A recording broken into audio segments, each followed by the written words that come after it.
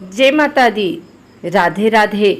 आइए सुनते हैं गुप्त नवरात्रि के 5वें दिन माँ छिन्नमस्ता की कथा एवं पूजन विधि। एक बार देवी पार्वती हिमालय भ्रमण कर रही थी। उनके साथ उनकी 2 सहचरियाँ जया और विजया भी थी। हिमालय पर भ्रमण करते हुए वे हिमालय से दूर आ निकली। मार्ग में सुंदर मंदाकिनी नदी कलकल करती हुई बह रही थी, जिसका साफ स्वच्छ जल देखने में देवी पार्वती के मन में स्नान की इच्छा हुई। उन्होंने जया विजया को अपनी मनसा बताते वह उनको भी स्नान करने को कहा, किंतु वे दोनों भूखी थी। बोली, देवी हमें भूख लगी है, हम स्नान नहीं कर सकती। तो देवी ने कहा, ठीक है, मैं स्नान करती हूँ, तुम विश्राम कर लो। किंतु स्नान में देवी को अधिक समय लग गया। जया विजया ने पुनः देवी से कहा कि उनको कुछ खाने को चाहिए।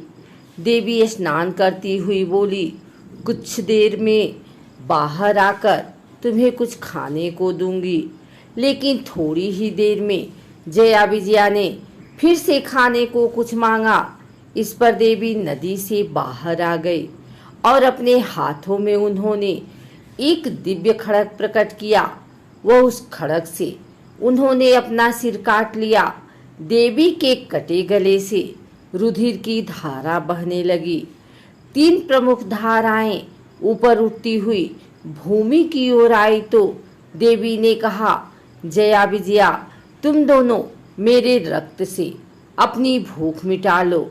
ऐसा कहते ही दोनों देवियां पार्वती जी का रुधिर पान करने लगी। वह एक रक्त की धारा देवी ने स्वयं अपने ही मुख में डाल दी और रुधिर पान करने लगी। देवी के ऐसे रूप को देखकर देवताओं में त्राही त्राही मच गई। देवताओं ने देवी को प्रचंड चंडिका कहकर संबोधित किया। ऋषियों ने कटे हुए सर के कारण देवी को नाम दिया छिन्नमस्ता। तब शिव ने कंबद शिव का रूप बनाकर देवी को शांत किया। शिव के आग्रह पर पुनः देवी ने सौम्य रूप बनाया। नाथ पंथ सहित बौद्ध मतावलंबी भी देवी की उपासना करते हैं। भक्त को इनकी उपासना से भौतिक सुख संपदा, वैभव की प्राप्ति, वाद विवाद में विजय, शत्रुओं पर जय, सम्मोहन शक्ति के साथ साथ अलौकिक संपदाएं प्राप्त होती हैं। इनकी सिद्धि हो जाने पर कुछ पाना शेष नहीं रह जाता। 10 महाविद्याओं में प्रचंड चंडनायिका के नाम से वह वीर रात्रि कहकर देवी को पूजा जाता है। देवी के शिव को कंबद शिव के नाम से पूजा जाता है।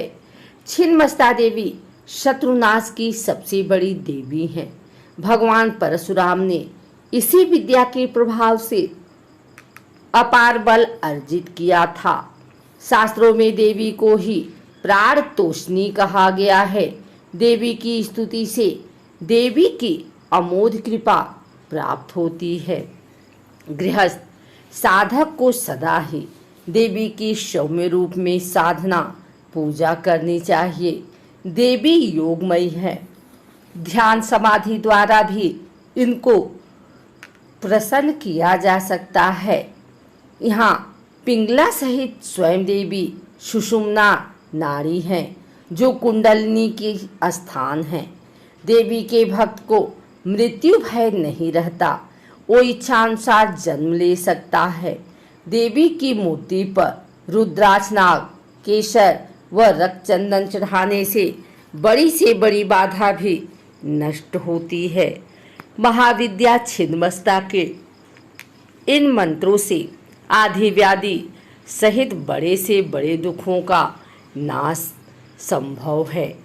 देवी माँ का स्वतः सिद्ध महामंत्र ओम श्रीं ह्रीं ह्रीं क्लीं ए ब्रज बैरोचिन्ये ह्रीं ह्रीं फट स्वाहा। इस मंत्र से काम्य प्रयोग भी संपन्न किए जाते हैं। वह देवी को पुष्प अत्यंत प्रिय है, इसलिए केवल पुष्पों के होम से ही देवी कृपा कर देती हैं। आप भी मनोकामना के लिए यज्ञ कर सकते हैं। मालती के फूलों से होम करने पर वाक सिद्धि होती है। वह चंपा के फूलों से होम करने पर सुखों में बढ़ोतरी होती है। बेल पत्र के फूलों से होम करने पर लक्ष्मी प्राप्त होती है। वह बेल के फलों से हवन करने पर अभीष्ट सिद्धि होती है। सफेद कनेर के फूलों से होम करने पर रोग मुक्ति मिलती है तथा अल्पायु दोष नष्ट हो 100 साल आयु होती है। लाल कनेर के पुष्पों से होम करने पर बहुत से लोगों का आकर्षण होता है।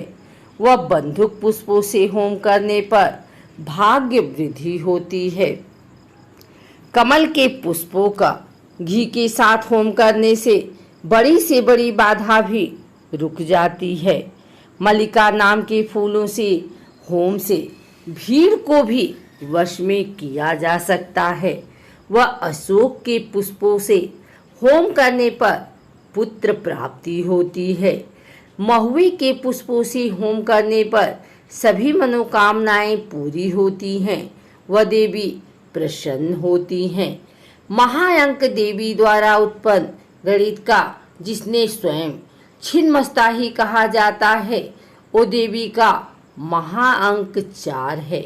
मालती के फूल, सफेद कनेर के फूल, पीले पुष्प व पुष्प मालाएं चढ़ाएं। केसर, पीले रंग से रंगे हुए अक्षत, देसी घी, सफेद तिल, धतूरा, जौ, सुपारी व पान चढ़ाएं। बादाम व सूखे फल प्रसाद रूप में अर्पित करें। सिपिया पूजन स्थान पर रखें। भोजपत्र पर ओम ह्रीं ह्रीं ओम लिखकर अर्पण करें। दुर्वा, गंगाजल, शहद, कपूर, रक्त चंदन चढ़ाएं। संभव हो तो चंडी या तांबे के पात्रों का ही पूजन में प्रयोग करें। देवी छिन्नमस्ता की विभिन्न प्रकार से पूजा करें। सरसों के तेल में नील मिलाकर दीपक करें। हो सके तो देवी पर नीले फूल, मंदाकिनी अथवा सदाबहार चढ़ाएं। देवी पर सुरमे से तिलक करें। लोहबान से धूप करें और इत्र अर्पित करें। उड़द से बने मिष्ठान का भोग लगाएं।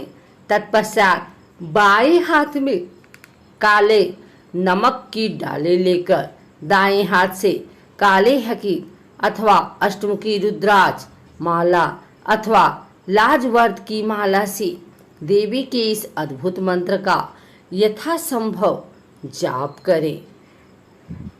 जाप पूरा होने के बाद काले नमक की डली को बरगद के नीचे गाड़ दें। बची हुई सामग्री को जल प्रवाह कर दें।